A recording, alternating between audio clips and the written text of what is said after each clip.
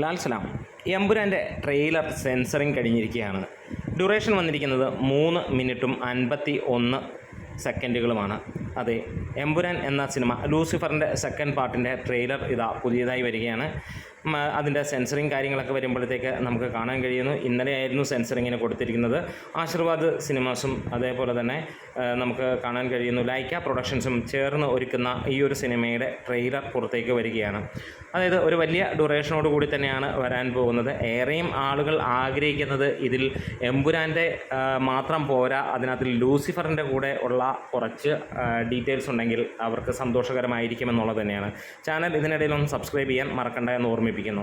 എന്തായാലും മോഹൻലാൽ നായകനായി എത്തുന്ന ഈ ഒരു സിനിമ ഇറങ്ങാൻ ഇനിയും 19 ദിവസങ്ങൾ മാത്രം ബാക്കി നിൽക്കുമ്പോൾ ഇനിയും പുതിയ പുതിയ അപ്ഡേറ്റുകൾക്കായി നമ്മൾ ഓരോരുത്തരും കാത്തിരിക്കുകയാണ്.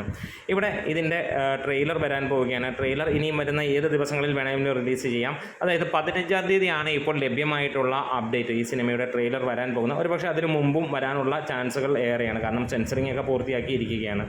ഇവിടെ ആദ്യം ലഭിച്ചിരുന്ന വാർത്തകൾ പ്രകാരം 4 മിനിറ്റോളമുള്ള ഒരു ട്രെയിലർ എന്നുള്ളതായിരുന്നു.